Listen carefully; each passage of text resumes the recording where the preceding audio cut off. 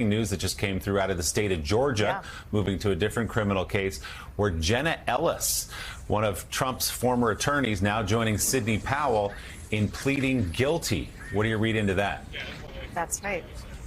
Well, you know, Willie, we've seen 4 pleas so far in that Fulton County case. 3 of them have come from people who behaved in a legal capacity. And I think going back to Michael Cohen, there's a lesson here that Trump didn't appear to have absorbed. Hell hath no fury, like a former lawyer whose own legal fees were unpaid and then is left to hang in the wind while that person is being investigated. That certainly seems to be what we're also seeing from Ken Chesebro's plea, from Sidney Powell's plea, and now Jenna Ellis's plea.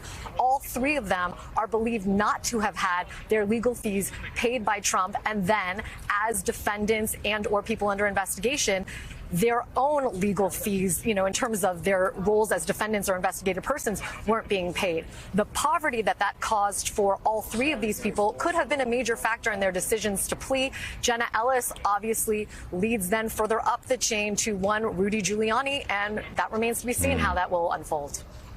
Yeah, the dominoes certainly falling in the state of Georgia against Donald Trump. Former litigator, MSNBC legal analyst Lisa Rubin will let you get inside. Lisa, thanks so much. We appreciate it. So, Joe, another one. We had Sidney Powell last week, now Jenna Ellis.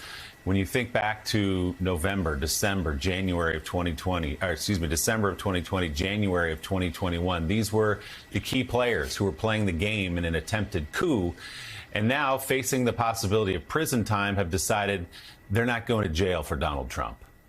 And once again, I must say, as a lawyer, while all this was going on, how could lawyers be doing this? How could they? Yeah. How could they be going into courtrooms, saying things that are lies, making a mockery of the judiciary, the judicial system, and not pay a price for it with at least the bar? They are now, and we're seeing one at a time take that plea deal. And Jonathan Lemire, you wrote the book on this, obviously. You know all of these characters extraordinarily well. Jenna Ellis was somebody that, unlike Giuliani and even the lady from Kraken, Jenna Ellis really didn't have a legal background that would have suggested she had been working with a president in this situation. But not completely surprising that she's taken this deal, given what she said about Donald Trump being a narcissist a few months ago. Yeah, now let's recall the infamous news conference at the RNC where Rudy Giuliani appeared with hair dye dripping down his face.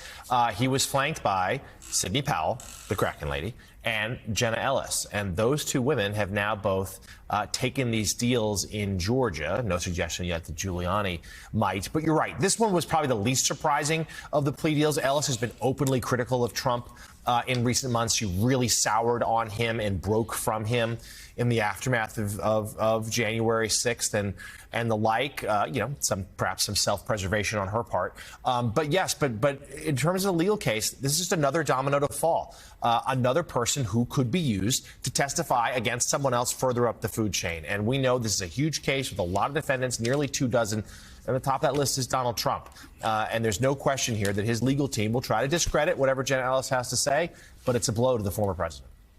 No doubt about it. I mean, not only from her, but you just look what's happening to these people. Again, people that spread all of these lies, the Kraken lady, Mr. Pillow, Mr. Pillow. Rudy, just go down the list. Gravity does seem to be returning, at least for now.